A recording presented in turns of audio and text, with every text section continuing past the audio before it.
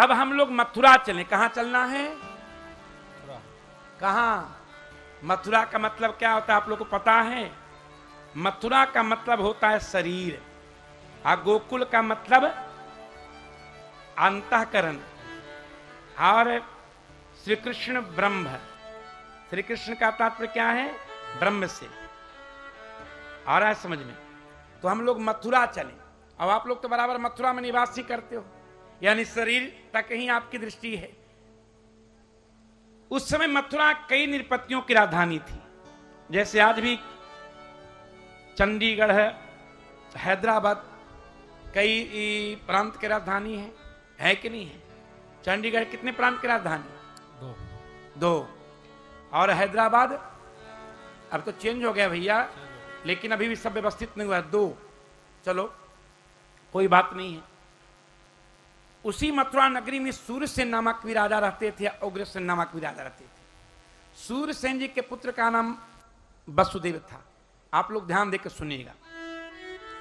भागवत का अर्थ स्पष्ट होता है महाभारत पढ़ने के बाद। इसमें जितनी कथाएं वर्णित है, महाभारत नहीं पढ़ेगा तो कथाएं स्पष्ट नहीं होगी विनोद बाबू। और भागवत के रहस्यों का उद्घाटन होता है दर्शन शास्त्र पढ़ने पर, या बहुत से परंपरागत ग्रंथ पढ़ने पर। तो सूर्यसेन जी भी रहते थे, उग्रसेन जी भी रहते थे। उग्रसेन जी के भाई का नाम था देवक। उग्रसेन के पुत्र के नाम से आप लोग अवगत हो। क्या नाम था? कंस। क्या? कंस को नहीं जानते हो? और देवक जी की कई पुत्रियां थी, उनमें एक पुत्री का नाम देवकी। अन्यान पुत्रियों का विवाह देवक जी ने वसुदेव जी से कर दिया था। ये लास्ट पुत्री थी देवकी। देवकी कंस की चचेरी बहन थी। कंस अपनी बहनों से बहुत प्रेम करता था। चतुर्दिक देवकी के योग्य वर ढूंढा पर कोई वर दिखाई नहीं पड़ा। कंस वसुदेव जी का अभिन्न मित्र था। ऐसी मित्रता थी कि मत पूछो। कंस वसुदेव जी से कहा कि वसुदेव जी, मेरी इच्छा है कि मेरी अन्यान बहनों के समान देवकी का भी आप पानी ग्रहण कर लीजिए। वसुदेव जी ने स्वीकृति दी। दोनों का पावन प्रणय हुआ।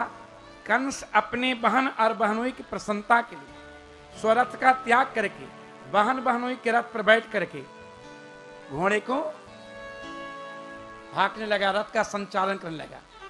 आकाश मार्ग से देवता देख रहे थे। देखो देवता लोग ठीक नहीं है जी, बिल्कुल देवताओं का स्वार्थ तुम लोग जैसा ही है। ऊंच निवास नीच करतूत, आ देख न सके ही देवताओं से रहा नहीं गया। बताओ। और देवताओं ने आकाशवाणी की, पथि प्रग्रहिणम कंस मां भासहा शरीरवाक अस्या त्वाम अष्टमो गर्भो हंता याम से बुध। अरे मूर्ख, जिस बहन बहनों की प्रसन्नता के लिए जिसके रथ पर आरूढ़ होकर रथ का संचालन कर रहे हो, अस्या कस्या देवक्या, उसी देवकी के अष्टम गर्भ से तुम्हारी। देवताओं ने आकाशवाणी की। कंस स्वभाव से दुष्टा मखमली मयान से तलवार निकाला और देवकी के बाल बाएं हाथ से पकड़कर जैसे मारने के लिए उद्यत हुआ। वसुदेव जी ने कहा, मित्र तुम ये क्या कर रहे हो? अरे बड़े बड़े सूरवीर तुम्हारी वीरता की प्रशंसा करते हैं। आप भोज वंश के होनहार वंशधर हैं। अश्लाघ निया गुण सुरई भवान भोज यशस्कर सकथम भगनी हन्यात स्त्रियम उद्वाह पर बनी। देखो देवकी तुम्हारी बहन है, अभी इसके हाथ से मेहंदी का चिन्ह भी नहीं मिटा है। अभी अभी इनका विवाह आपने मेरे साथ किया है, और इस अबला स्त्री को मार करके तुम अपनी वीरता को कलंकित क्यों करना चाहते हो? आप जब सम्रांगण में दहाड़ते हो तो बड़े बड़े देवता भी भाग चलते हैं। मित्र, मृत्यु अटल सत्य है। मृत्यु जन्म बताम वीर देहेन सहजायते। चाहे जीव आज शरीर का त्याग करे, 100 वर्ष के बाद करे, मृत्यु निश्चित है, इसलिए तुम इस देवकी को मारकर क्यों कलंक लेना चाहते हो? आकाशवाणी ने कहा है कि देवकी के अष्टम गर्भ से तुम्हारी मृत्यु होगी, इसलिए मैं सत सत प्रतिज्ञा करता हूं कि देवकी के गर्भ से जो भी संतान होगी, उन संतानों के जन्म मृत्यु में समान भाव रख करके मैं आपको अर्पित करूंगा। सज्जनों, कंस जानता था कि हमारे मित्र वसुदेव जी सत्य संध हैं और सत्य की रक्षा के लिए प्राणों की भी बलि दे सकते हैं। कंस ने देवकी वसुदेव दोनों दंपतियों को छोड़ दिया। इधर देवकी वसुदेव के संयोग से एक पुत्र हुआ। वसुदेव जी सत्य रक्षा हेतु कंस को अर्पित कर दिए। कंस ने कहा, नहीं मित्र, मुझे भय तो अष्टम से है, इसे तुम ले जाओ। वसुदेव जी लाकर देवकी जी के गोद में डाल दिए, पर देवकी को विश्वास नहीं हुआ कि कंस इस बालक को छोड़ेगा। इधर देवताओं को जैसे ही ज्ञात हुआ कि देवकी के गर्भ से एक संतान हुई थी, उसे कंस ने छोड़ दिया। देवगण नारद जी के पास गए और बोले, हे देवर्षि, अब आप ही कुछ उपाय कर सकते हैं। यदि कंस और कंस की बहन में प्रेम इसी प्रकार बढ़ते रहा तो देवकी के गर्भ से जन्म लेकर भी भगवान कंस का वध नहीं कर पाएंगे, इसलिए कुछ ना कुछ उपाय आपको करना होगा। देवर्षि नारद जी कंस के दरबार में आए। देखो, देवर्षि नारद जी एकमात्र ऐसे साधु हैं जो देव, दानव और मानव के द्वारा पूजित हैं। क्यों पूजित हैं? क्योंकि देवर्षि नारद जी देवताओं की बात मानवों तक, मानवों की बात दानवों तक, दानवों की बात मानवों तक बराबर पहुंचाते रहते हैं। चलो भैया, देवर्षि जी का स्वागत हुआ। देवर्षि नारद जी ने कहा, राजन ठीक हो ना, और सब ठीक है ना? कंस ने समस्त वृत्तांत से अवगत कराया। नारद जी मुस्कुराने लगे, नारायण नारायण। राजन, देवताओं की गणना पद्धति को मैं जानता हूं, क्योंकि मैं देवर्षि हूं। कब प्रथम को अष्टम बना देंगे, अष्टम को प्रथम बना देंगे देवता जाने। एक वृत्त का निर्माण किया, अष्ट रेखाएं खींच दी और प्रैक्टिकल करके दिखा दिया, देखो ये रेखाएं एक दूसरे से अष्टम है। अस्तु, मुझे क्या लेना देना, मामा भांजा का तुम्हारा संबंध है, भाई बहन का संबंध है, मैं तो तुमसे कुछ प्रेम करता हूं, इसलिए मैं तुम्हें बता दिया। नारद इतना कह के चले गए। इधर कंस देवकी की उस संतान की निर्मम हत्या कर दी। एक एक करके 6 संतानें हुई, उसकी हत्या कर दी। सप्तम बार श्री देवकी माता जी के घर में हमारे बलदाव जी आए। सप्तमो वैष्णवम धाम यमनंतम प्रचक्षते, गर्भो बभूव देवक्या हर्षो का विवर्धना। श्री सुखदेव स्वामी कहते हैं कि जैसे देवकी माता के गर्भ में श्री बलदाव जी आए, बलदाव जी के आने से माता देवकी को हर्ष भी हुआ और शोक भी हुआ। हर्ष शोक विवर्धना। हर्ष क्यों हुआ? हर्ष का कारण था कि मैं गर्भवती हो गई। और शोक इसलिए हुआ कि इसे भी कंस क्या करेगा, मार डालेगा। सब लोग फट से बोल दे तो हो, ऐसा मत बोलना आगे से। बोले भक्त वत्सल भगवान की। आप कहेंगे आपको कैसे पता है? टीकाकारों लिखा है इसलिए मुझे पता है। जैसे देवकी मां के घर में श्री शेष जी आए, भगवान ने योग माया का स्मरण किया। योग माया उपस्थित हुई, बोली भगवान इस दासी का आह्वान क्यों किया गया है? श्री ठाकुर जी ने कहा, देवी तुम्हें यहां से ब्रजमंडल जाना है। कहां जाना है? जो गोपियों और गोपों से अलंकृत है, यानी जहां अधिकाधिक गोप रहते हैं, ग्वाल वाल और गोपियां रहती हैं, ग्वालिन रहती हैं, गैया रहती हैं। गक्षा देवी ब्रजम भद्रे गोप गोभिरलंकृतम रोहिणी वसुदेवस्य भार्यास्ते नंद गोकुले अन्यांच कंस संविग्ना बीवरेषु बसंती। और केवल गोपी गोप गैयां ही रहती हैं कंस के भय से। वसुदेव जी की अन्यान पत्नियां, वसुदेव जी के मित्र जो नंद जी हैं, वहां छिप के रहती हैं। बीवरेषु शब्द का व्यवहार किया गया, यानी कंदराओं में छिप के रहती हैं।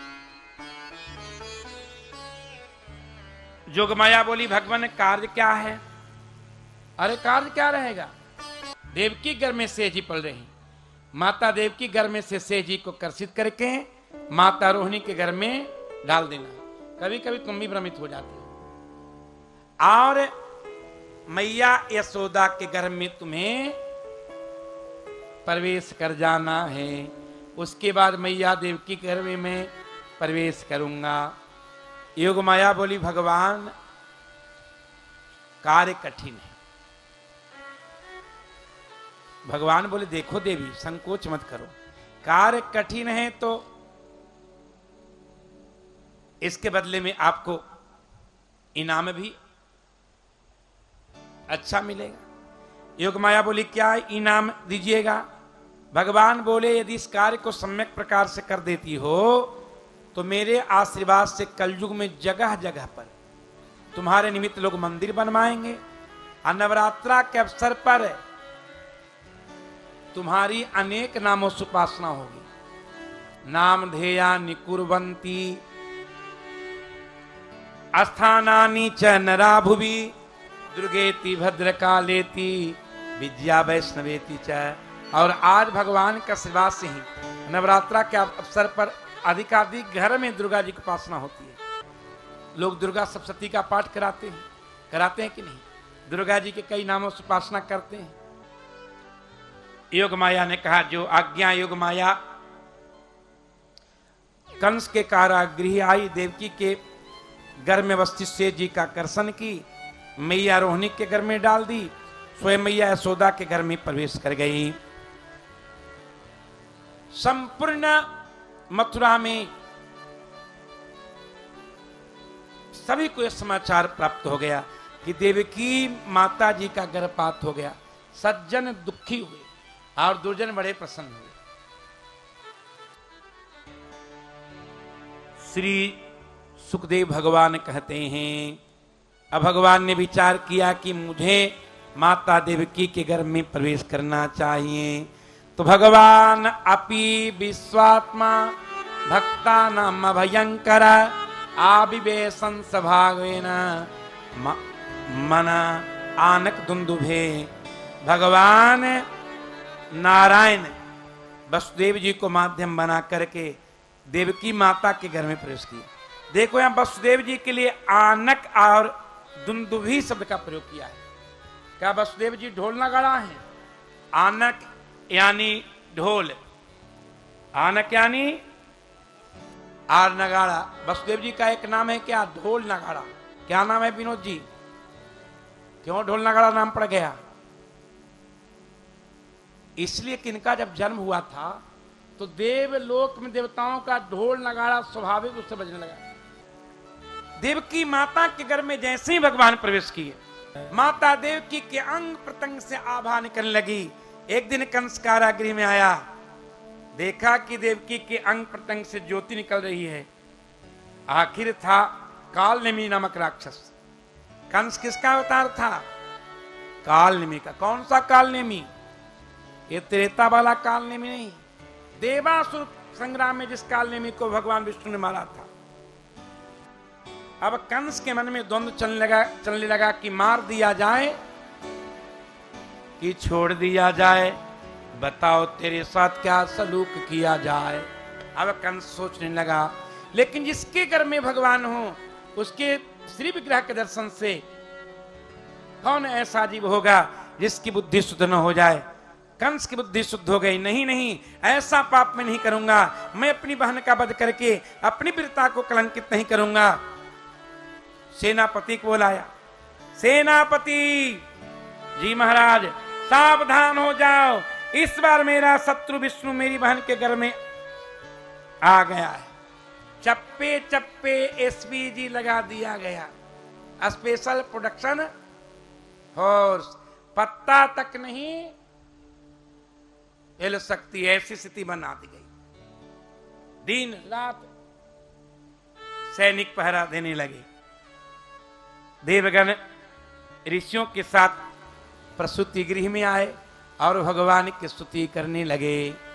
और देखो सौभाग्य की बात है कि मैं भी देवताओं के साथ प्रसूति गृह गया और जाकर स्तुति किया हूं। तुम किए हो? एक बार ठाकुर जी ने मुझ पर ऐसी कृपा की विनोद बाबू कि जब भगवान वेंकटेश ने अपने उग्र स्वरूप का दर्शन कराया तो 3 दिन तक मेरा ये दिमाग सुना हो गया। तो भगवान मुझे देवताओं के साथ प्रसूति गृह भेजे और मैं देवताओं ऋषियों के साथ स्तुति किया हूं भगवान का। ऐसा सौभाग्य मुझे मिला है। वो दृश्य में देखा, यानी वहां गया। भगवान कृपा करें और ऐसा अवसर सबके जीवन में आए। देवताओं ने भगवान की स्तुति की। सत्याव्रतम सत्य परम त्रिसत्यम सत्यस्य योनिम निहितम च सत्ये सत्यस्य सत्यामृत सत्य नेत्रम सत्यात्मकम त्वाम शरणम प्रपन्ना। इसका बहुत सुंदर अर्थ किया टीकाकारों ने। देवताओं ने कहा, ऋषियों ने कहा, हे भगवान आप सत्य संकल्प हैं, सत्याव्रतम सत्य परम। ये प्रकृति जो सत्या है, ध्यान देना, इससे परम नाम विलक्षणम, आप विलक्षण हैं। त्रिसत्यम, त्रिसत्यम का तात्पर्य है 2 अर्थ है। एक तो तत्वत्र सत्य है, दूसरा आप तीनों काल में सत्य हैं। असत्य से योनि में, योनि नाम कारण। ये सत्य स्वरूपा जो प्रकृति है, ये सत्य स्वरूप जो जीव हैं, इसके कारण आप ही हैं, यानी आप ही जड़ चेतनात्मक जगत के कारण हैं। निहित का तात्पर्य है बैकुंठ, और आपका लोक बैकुंठ भी सत्य है। ये गीता प्रेस का अर्थ नहीं बता रहा हूं, ये वैष्णव टीकाकारों के अर्थ क्या अर्थ बता रहा हूं। अहे भगवान सत्यस्य सत्यामृत सत्य नेत्रम, आपके नेत्र जो सूर्य चंद्र हैं, भगवान के नेत्र क्या है? एक नेत्र सूर्यदेव हैं और दूसरे नेत्र है चंद्र हैं। बोली भक्तवत्सल भगवान की, वे भी सत्य हैं। ऐसे सत्यात्मक परम सत्य स्वरूप श्री ठाकुर जी की हम सब लोग शरण ग्रहण करते हैं। इस प्रकार से स्तुति करके देवगण चले गए हैं। श्री सुखदेव स्वामी कहते हैं अर्थ सर्वगुणोपेत। अर्थ का यहां क्या तात्पर्य है? अर्थ सर्वगुणोपेत काला परम शुभ। अर्थ मतलब इसके बाद क्या हुआ? भगवान ने इच्छा की कि मैं प्रकट हो जाऊं। भाद्रपद मास था, कृष्ण पक्ष, अष्टमी तिथि। कौन सा नक्षत्र है? रोहिणी नक्षत्र। अर्धरात्रि की बेला, 9:30 नहीं बज रहे थे देवी, 12। और आप चाहती हो कि बिफोर भगवान का मैं अवतार करा दूं, तब तो बड़ा ऑपरेशन करना ही पड़ेगा ना, और तो कोई उपाय नहीं है। अब बड़ा ऑपरेशन होगा तो माता देवकी को कितना दुख होगा कि नहीं? तो आप लोग बताइए, क्या बिफोर भगवान का अवतार हो जाए? भगवान का अवतार कितने बजे हुआ था रविंद्र बाबू? 12 बजे रात्रि में। तो अथ सर्वगुणोपेतः कालः परम शोभना। भाद्रपद मास, कृष्ण पक्ष, अष्टमी तिथि, रोहिणी नक्षत्र, अर्धरात्रि की बेला को भगवान ने चयन किया। जैसे ही भगवान ने अवतार ग्रहण करने की इच्छा की, कालः परम शोभना। अब लो, काल सुंदर रूप धारण कर लिया। काल का रूप भी सुंदर कहीं सुने हैं? आपने सुना है काल का रूप सुंदर? अगर काल का रूप सुंदर होता तो लोग काल से डरते नहीं, अकाल जिसको ग्रस लेता है तो लोग रोते नहीं।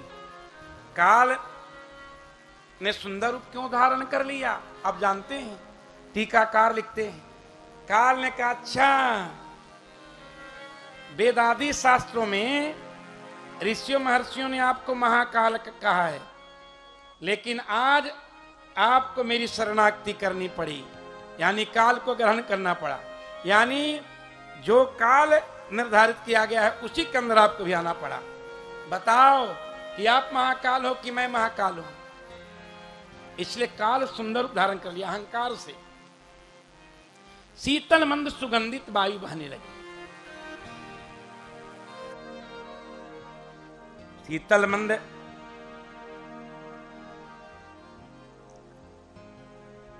सुगंधित वायु क्यों बहने लगी? वायुदेव ने विचार किया कि भगवान जब रामावतार लिए थे तो मैं हनुमान जी के रूप में सेवा किया था, लेकिन इस बार तो कोई चांस ही नहीं है कोई चांस। अब तो हनुमान बन के मैं सेवा भी करूंगा तो यदा कदा जदा तदा। इसलिए वायुदेव शीतल मंद सुगंधित रूप धारण करके भगवान की सेवा करने लगे। नदियों का जल निर्मल हो गया। क्यों? नदियां विचार की कि इस बार ठाकुर जी हमारे बहनोई बन के आ रहे हैं। कौन बन के आ रहे हैं? जीजा जी बन के आ रहे हैं। देखो भगवान कालिंदी पति है। यमुना महारानी के पति का नाम क्या है? श्री कृष्ण। भगवान श्री कृष्ण के साथ यमुना महारानी का लव मैरिज हुआ था। कौन सा मैरिज? Love marriage. तो जिसके जीजा जी आए और साली प्रसन्न हो, ये संभव है? संभव है? आपकी कई सालियां आई होंगी यहां कथा में, नहीं आई हैं? कोई नहीं आई है तो आप दुर्भागे हैं। कथा हुआ साली नहीं आए, सरहज नहीं आए, साड़ू नहीं आए, फिर कथा में मजा कहां? बोले भक्तवत्सल भगवान की। तो नदियां इसलिए प्रसन्न हुई, नदियों का जल इसलिए निर्मल हो गया कि श्री जीजा जी आने वाले हैं। कौन आने वाले हैं? जीजा जी। चलो भैया, आकाश स्वच्छ हो गया, देव लोक की दुदुम्बियां बजने लगी। क्यों? इसलिए कि भगवान का अवतार होने वाला है। ये दिशाएं स्वच्छ हो गई, इसलिए कि दिशाओं ने विचार किया कि अब भगवान अवतार लेकर हमारे पति जो कंस के कारागृह में कैद हैं, देखो 10 दिशाएं हैं, 10 दिशाओं के 10 स्वामी हैं, और उन स्वामियों को कंस कैद कर रखा था। दिशाएं इसलिए प्रसन्न हुई कि अब हमारे स्वामी कंस के कारागृह से मुक्त होंगे और हमें पति मिलन का शुभ अवसर प्राप्त होगा। चलिए भाई, पृथ्वी मंगलमय हो गई। पृथ्वी क्यों मंगलमय हो गई? पृथ्वी के पति देव हैं भगवान, कि भगवान का निरावर्त चरण मुझ पर पड़ेगा। भगवान रामावतार में धरा पर आए थे, उसके बाद गए तो अभी तक तो आए नहीं। कितने हजार लाख वर्ष बीत गए, तो पृथ्वी प्रसन्न होकर मंगलमय हो गई। ब्राह्मणों की अग्नियां कंस के अत्याचार कारण बुझ गई थी, वो स्वाभाविक रूप से प्रज्वलित हो गई। बोले भक्तवत्सल भगवान की। पक्षियां चहचहाने लगे, भ्रमर गुंजार करने लगे, गंधर्व गाने लगे, अप्सराएं नाचने लगी, और विद्याधर सिद्ध बंदी जन ब्राह्मण गण स्तुति करने लगे। श्री सुखदेव स्वामी कहते हैं, तमद भूतम बालक मंबुज क्षणम चतुरे भुजम शंख गदायुधायुधम श्रीवत्सलक्ष्मम गलशोभि कौस्तुभम पीतांबरम सांद्र पयोद सौभगम। ठीक अर्धरात्रि की वेला में दोनों दंपतियों के समक्ष भगवान चतुर्भुज रूप धारण करके प्रकट हो गए। बोले चतुर्भुज भगवान की जय। देखो भगवान आते हैं 4 भुजा और जाते हैं 4 भुजा में। बहुत सुंदर स्वरूप ठाकुर जी का था। सजल जलधर के समान श्यामले सोलने शरीर पर पीतांबर धारण कर रखे थे। चार भुजाएं, चारों में शंख चक्र गदा और पद्म अलंकृत। सुंदर पाव में पावजनी, कमर में करधनी, गले में कौस्तुभ मणि, सुघर नासिका रत्नारी नित्य बिंबा फल के समान उष्ट और गोल ग्रीवा, उस ग्रीवा में बनमाला के साथ कौस्तुभ मणि धारण किए हुए थे। तिरछे चितमन से दोनों दंपतियों की ओर देख रहे थे, मानो नेत्रों से पी जाएंगे। दोनों दंपतियों ने क्रमशः भगवान की स्तुति की। पहले वसुदेव जी ने स्तुति की है, भजितोषी भवान साक्षात पुरुषः प्रकृति परः केवला अनुभवानंद स्वरूप सर्वबुद्धि। उसके बाद माता देवी की स्तुति की है, बड़ा अद्भुत स्तुति की है। इस स्तुति के बाह्य अर्थ तो अद्वैत परक है, पर टीकाकारों ने इसका विशेष अर्थ किया है जो विशिष्टाद्वैत परक है।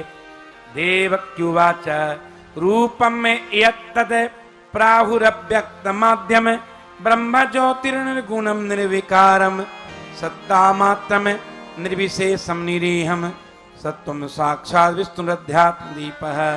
और स्तुति करते माता देव की बोली, भगवान आपने जो मेरे समक्ष चतुर्भुज रूप को प्रकट किया है ये ध्यान के योग्य है।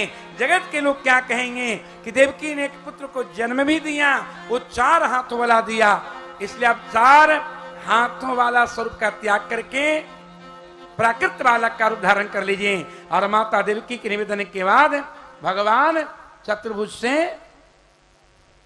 द्विविध प्राकृत वाला का रूप धारण कर लिए।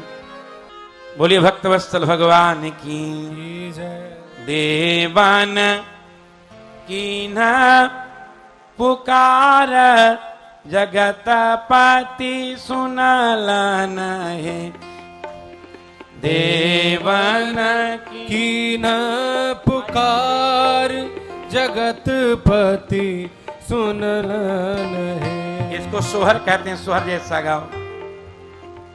ललना भक्तन बस भगवान कृपा प्रभु कैलन। ललना भक्तन बस भगवान कृपा प्रभु कैलन। देवन कीन्ह पुकार जगतपति सुनलन। ललना भक्तन बस भगवान कृपा प्रभु कैलन। ललना भक्तन बस भगवान कृपा प्रभु कैलन। शंख चक्र आरु कमल गदालिए शोभत। शंख चक्र आरु कमल गदालिए शोभत। ललना देखत रूप अनूप विनय तब कैलन। ललना देखत रूप अनूप विनय तब कैलन।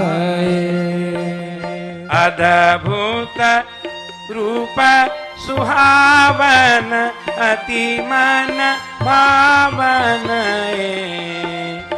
अद्भुत रूप सुहावन अति मन भावन। ललना तब तजहु भगवान पति तन।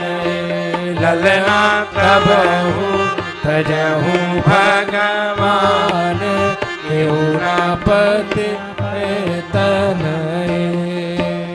विनय सुनत भगवान बाल रूप धैलन। विनय सुनत भगवान बाल रूप धैलन। ललना ऐलन तुरत के हाय नव पुनलनाए ललना कैलन तुरत के हाय सब सुन लनाए। माता पुनि बोली सोमति डोली लजऊ तात यह रूपा की जैसी सुलीला अति प्रिय शीला यह सुख परम रूपा। सुनि बचन सुजाना रोदन ठाना हुई बालक सुर भूपा यह चरित जगावही हरिपद पावई हे न परई भवकूपा। दय प्रगट कृपाला दीन दयाला सुमति के हितकारी कर्षा सुर जाना अति भय माना।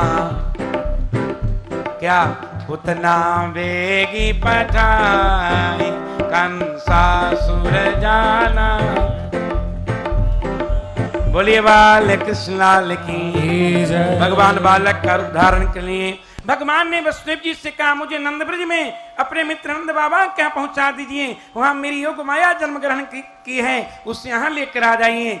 श्री वसुदेव जी ने कहा भगवान आप देख रहे हैं कि हाथ में हथकड़ी है और पैर में बड़ी बड़ी 7 फाटक लगे हुए हैं, उसमें क्या ताले जकड़े हुए हैं। क्या जकड़े हुए हैं? उसमें ताला था जो जकड़ा रहता, पता नहीं वक्ता लोग कहां से बोलता है। ताला के लिए हमारे संस्कृत जगत में कोई शब्द ही नहीं है।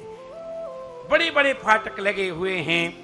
चतुर्दिक एसपी जी का कमांड है, एसपी जी की सुरक्षा है। ठाकुर जी मुस्कुरा कर बोले बाबा मुझे संस्पर्श तो कीजिए। जब मेरे स्मरण से अविद्या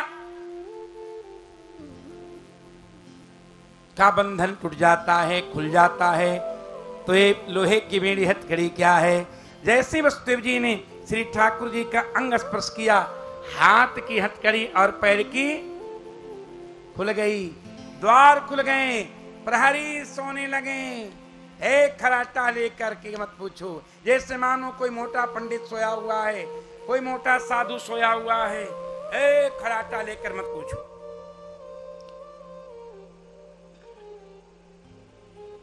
मंदम मंदम जल धरा, बाहर मंद मंद वर्षा हो रही थी। शेष जी ने विचार किया हमारे ठाकुर जी भींग जाएंगे, भींगने से नमूनिया हो जाएगी। पीछे पीछे छत्र के समान, छत्र यानी छाता के समान शेष जी चल दिए। जैसे जमुना मैया में श्री वसुदेव जी प्रवेश के, जमुना जी बढ़ने लगी। जमुना जी ने विचार किया अपने पति जी का चरण संस्पर्श करूं। बहुत वर्षों के बाद पति देव आए हैं। आज की पत्नियां जैसी थोड़ी थी जमुना जी कि पति की स्वागत ही नहीं करे, स्वागत के लिए बढ़ गई। जैसे ही वसुदेव जी के दाढ़ी तक गई,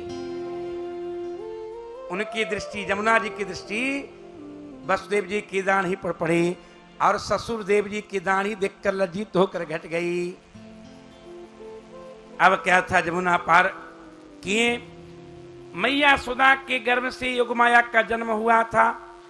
श्री ठाकुर जी को योगमाया के बगल में लिटा करके योगमाया को लेकर के कंस के कारागृह में आ गए। अब योगमाया चिल्ला चिल्ला कर रोने लगी। कंस की प्रहरियों की निद्रा टूटी। कंस के प्रहरी दौड़े दौड़े कंस के पास गया। महाराज महाराज, आपके शत्रु का जन्म हो गया। अब क्या था, कंस प्रसूति गृह की ओर चला। मैया देव की योगमाया को गोद में आंचल से छिपा रखी थी। देवकी, ए मेरा शत्रु है, मुझे दे दो।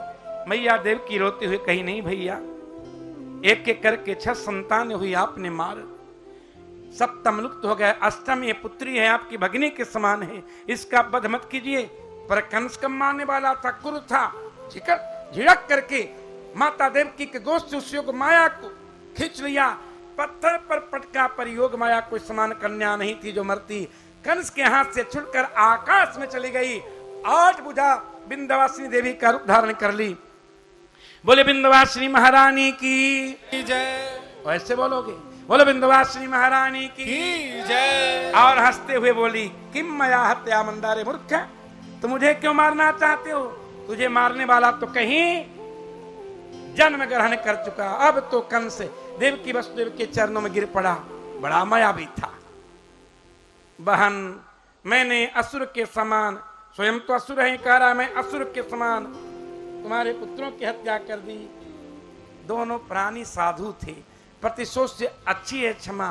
दोनों ने तत्काल क्षमा कर दी। देखो कैसे दोनों दंपत्ति थे जिनके 6 पुत्रों की हत्या कर दी कंस ने। आज की नारियां क्षमा करती, आज के पुरुष क्षमा करते? दोनों दंपत्ति क्षमा कर दिए, तब तो भगवान उनके घर में आए। कोई कैसी भी गलती करे उसको क्षमा कर दो। क्षमा से बढ़कर कोई धर्म नहीं है। इधर बोलिए भक्तवत्सल भगवान की जय। दोनों दंपतियों को हथकड़ी बेड़ी से मुक्त करा दिया। अब हम लोग चलें कहां? गोकुल। कहां चलें? जहां नंद बाबा के यहां हमारे कन्हैया हैं। श्री सुख जी कहते हैं, नंदस्त्वात्मज उत्पन्ने जाता हलादो महामना, आहुया वेदान आहुया विप्रान वेद ज्ञान स्नात सुचिरलंकृत। नंद जी की 2 बहनें थी, भागवत में नहीं लिखा हुआ है, लेकिन ब्रजवासियों का एक अलग भागवत होता है। और ब्रजवासी लोग जोग बल से देख के ऐसा वर्णन किए हैं। एक का नाम क्या? नंदा, दूसरे का नाम सुनंदा, उपनंदा, जो भी तुम लोग बना दो। दोनों बहन जब से सुनी थी कि भाभी को होने वाला है, ससुराल त्याग करके नैहर में डेरा डाल रखी थी। क्योंकि मैया यशोदा ने कहा था कि नंदरानी यदि लाला होगा तो 9 लाख के हार काजर कराई में दूंगी। कितने लाख के हार? अब देखो हमारी नंदरानी कितने लाख की हार मुझे पहनाती है। 9 लाख के हार तो होना चाहिए आज, नहीं तो आज मैं बधाई रात भर गाते रहूंगा। आज सोहर बधाई से मैं उठूंगा ही नहीं। आज ही का दिवस तो लेन देन का दिवस है जी, है कि नहीं? तो हार तो सब खोल के लगता है कि आ गई। आज 9 लाख के हार लेकर ही मैं उठूंगा, नहीं तो आप के लाला को काजल नहीं लगाऊं। मैं भी गोपी हूं, आज काजल नहीं लगाऊंगी। आज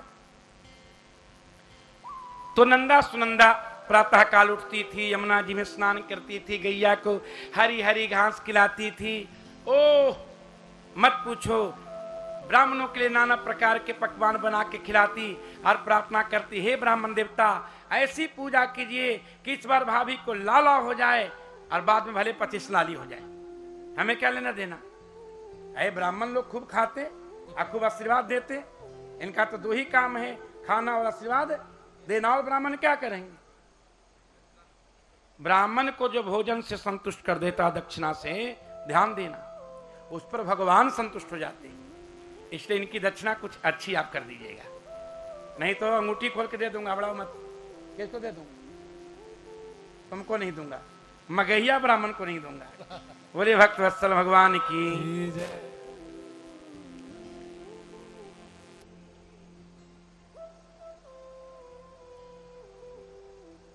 नित्य के भांति नंदा सुंदा जैसने स्नान आदि से निवृत्त होकर प्रसूति गृह में प्रवेश की, देखती है कि झीनी झीनी चदरिया एक नीलमणि सुबालक ढका हुआ है। अब तो आनंद की सीमा नहीं रही, दौड़ी दौड़ी कहां गई? गौशाला में, जहां नंद बाबा भजन कर रहे थे। बिल्कुल नंद बाबा की आकृति हमारे महंत जी ऐसी थी, ऐसे ही सज धज के रहते थे। मोटे ताजे हट्टे कट्टे माला 84 गज के फेठा बांधे रहते थे। भैया ओ भैया, नंद बाबा ने कहा, क्यों चिल्ला रही हो लाली? भैया बधाई हो, बधाई हो। नंद बाबा ने कहा काहे को बधाई री लाली? दवैया हम बहनों की प्रार्थना से, ब्राह्मणों के आशीर्वाद से आपके गृह में इस 84 वर्ष की अवस्था में, 84 वर्ष की अवस्था में सुंदर नीलमणि सोलाला का जन्म भयो है। ये लोग भयो है बोलते हैं, जन्म भयो है। अब तो नंद जी के आनंद की सीमा नहीं। बुढ़ापा में पुत्र हुआ, कैसा नंद जी को आनंद हुआ होगा वो तो बूढ़े लोग ही जाने। हे नंद बाबा दौड़े दौड़े जमुना जी के तट पर गए हैं। जमुना जी में स्नान किया है, बहुमूल्य वस्त्र आभूषण धारण किया है। धारण करके आवी प्राण वेद ज्ञान। किसको बुलाया है? मूर्ख ब्राह्मणों को नहीं बुलाया, वेद ज्ञान संपन्न ब्राह्मणों को बुलाया। समझ गया? आविया विप्राण वेद ज्ञान। इसका मतलब कि वेद ज्ञान रहित ब्राह्मण भी रहते थे, उनको नहीं बुलाया है। बुला करके उनसे स्वस्ति वाचन कराया है। वाचित्वा स्वस्तयनम जात कर्मात्मजस्य वै। स्वस्ति वाचन आता है। हरे हे अम्मा स्वस्ति न इंद्र वृद्धश्रवाः स्वस्ति न पूषा विश्ववेदाः स्वस्ति नस्तार्क्ष्यो अरिष्टनेमिः स्वस्ति नो बृहस्पतिर्दधातु प्रेखादसवा मारुता कृष्णे माताराः शोभं जावानो वेदथे ख जगमाया अग्नेर्जहवा मानवाः सूर्यचक्षास आभासा घामनीह। रहने दीजिए, अधिक मत गाइए। दक्षिणा जो निश्चित है वही मिलेगी। बोलिए भक्तवत्सल भगवान की। वाचित्वा स्वस्तेन में स्वस्ति वाचन किया गया। उसके बाद स्वस्ति वाचन के बाद संकल्प है। संकल्प के बाद पुण्य वाचन। पंडित जी कर्मकांडी लोग आप हैं, मुझे बताना पड़ता है। आप पुण्य वाचन के बाद नांदी श्राद्ध कार्यामास विद्वत पितृदेवाचनम तथा तब गौरी गणेश नवग्रह आदि की पूजा। हरे हे अम्मा गणानां त्वा गणपति गुंगवामहे प्रियाणां त्वा प्रियपति गुंगवामहे निधीनां त्वा निधिपति गुंगवामहे वसो मम आहमजानि गर्भधम्मा तुमजाति गर्भ। ओम अम्बे अम्बिके अम्मा। जोर से बोलो। काम्पेलवासनिम्मा। विधिवत पितृदेवताओं की पूजा हुई। फिर लाला का जात कर्म संस्कार हुआ। लाला के जात कर्म संस्कार के शुभ अवसर पर क्या किया नंद जी ने? ब्राह्मणों को 2 लाख गायें दी। धेनु नाम नुते प्रादाद विप्रेभ्य समलंकृते। तिल के 7 पहाड़ बनाए गए। बनाकर क्या किया गया? सुनहरे वस्त्रों से ढककर ब्राह्मणों को दान दिया गया। 2 लाख गायें दान आप नहीं कर सकते, ठीक है, तो 2 गैया तो कर ही सकते हैं। आए गैया तो आपने दान कर दिया कि नहीं? दान किया कि नहीं? उन्होंने गैया कर दिया, ठीक है। तो एक उधर किया तो किधर कर दीजिए। 2 लाख नहीं तो राजीव कितने गैया? 2 गैया। अब संपूर्ण ब्रजमंडल की सफाई की गई। सुगंधित जल का छिड़काव किया गया। बंधन पताका से द्वार द्वार सजाए गए। बड़े बड़े तालाब बनाए गए। दूध के तालाब, दधी के तालाब, मधु के तालाब, खीर के तालाब, माखन के तालाब, रसगुल्ला के तालाब, पंतुआ के तालाब, जलेबी के तालाब और किसी का तालाब? रसमलाई का तालाब। एक दिन रसमलाई नहीं चला।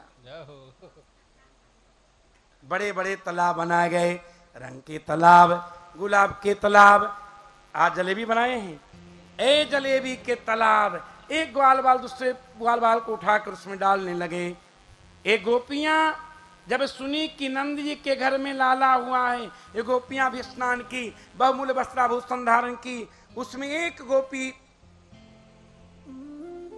वृद्धा थी, कोई बुढ़िया गोपी आई है, अरे मान लो कि चिता वाली गोपी है, बिल्कुल ऐसी बुढ़िया थी।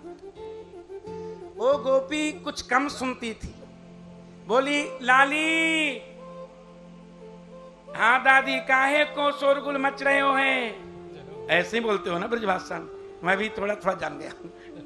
दादी, नंद के घर में लाला भयो है, आपके घर में लाला भयो है, आप ऐसे बैठे हैं? आपको तो तैयारी के साथ बैठना चाहिए। दादी, हम लोग बधाई देने जा रहे हैं। तो नेक दे, रुक जा लाली। हाँ, मैं भी चलूंगी। अब क्या था, बुढ़िया भी स्नान की, 16 श्रृंगार की, ओट में लगाने वाली आंख में लगा ली। अब आंख में लगाने वाली बुढ़िया क्या की, ओठ में लगा ली और बोली लाली, देखो तो मैं कैसी लग रही हूं? बिल्कुल सज धज के बुढ़िया तैयार हो गई इस तरह से।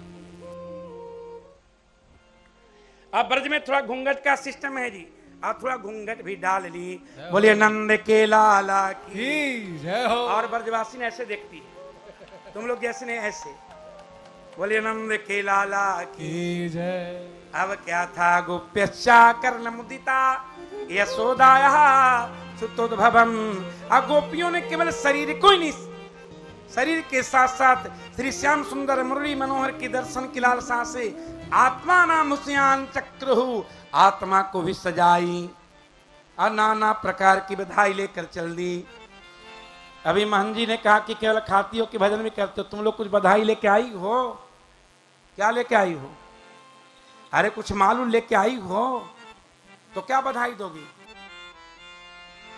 गजब गजब के लोग लाए। अरे बधाई आज होने वाली थी ठाकुर जी की, सब जोड़ के तुमसे लूंगा, तुम ये सब कार्यक्रम करायो। अब बधाइयां देने लगी और बधाइयां जायो यशोदा जी ने लल्ला मुहल्ला में हल्ला सो मची गयो जायो यशोदा जी ने लल्ला मोहल्ला में हल्ला सो मच गयो। बड़े भाव से यशोदा जी ने लल्ला मोहल्ला में हल्ला सो मच गयो। हल्ला सो मची गयो, गुल्ला सो मची गयो, हल्ला सो मच गयो, गुल्ला सो मच गयो।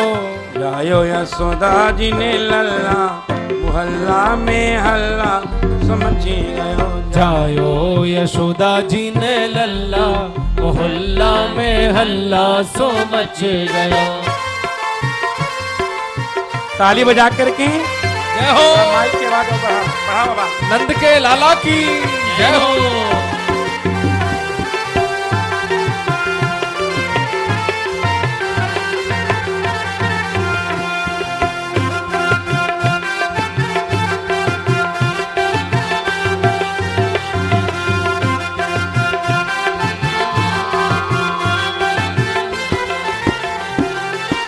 कौन लुटावे अन्य धन सोना, कौन लुटावे अन्य धन सोना, अन्य धन सोना हाय अन्य धन सोना, अन्य धन सोना, अन्य धन सोना।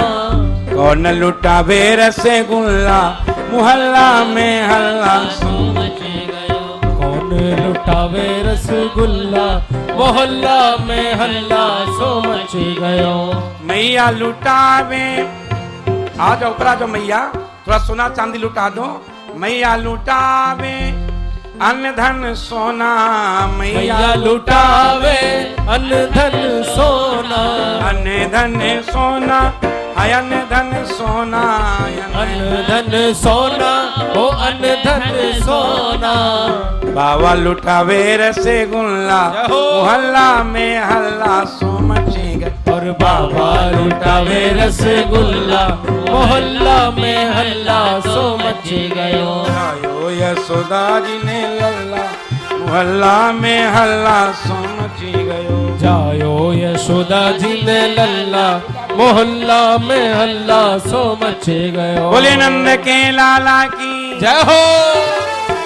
नीचे जा, नीचे जा, नीचे जा।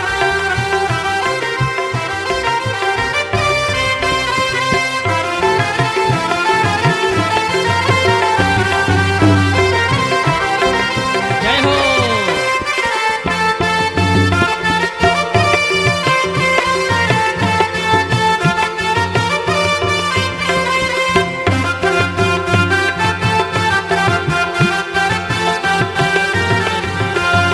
आंगन में सखी नाचे गावे, आंगन में सखी नाचे गावे, आंगन में सखी नाचे गावे, आंगन में सखी नाचे गावे,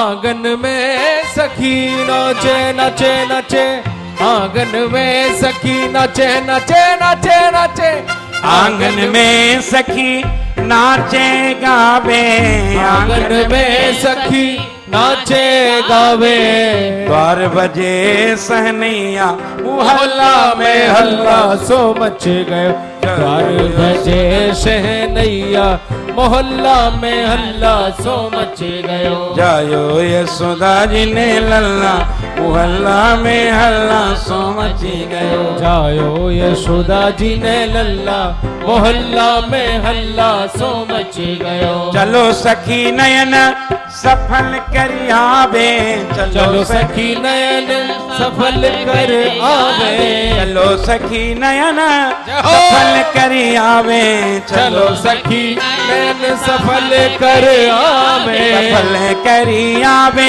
सफल करी आवे, सफल कर आवे, सफल कर आवे, प्रगटे हैं कुंवर कन्हैया मोहल्ला में हल्ला सो मची गया, ओ प्रगटे है कुंवर कन्हैया मोहल्ला में हल्ला सो मच गयो, जायो यशोदा जी ने लल्ला हल्ला सो मच गयो, जायो यशोदा जी ने लल्ला मोहल्ला में हल्ला सो मच गयो, दही हल्दी की कीच मची है, हल्दी की कीच मची है, बाकी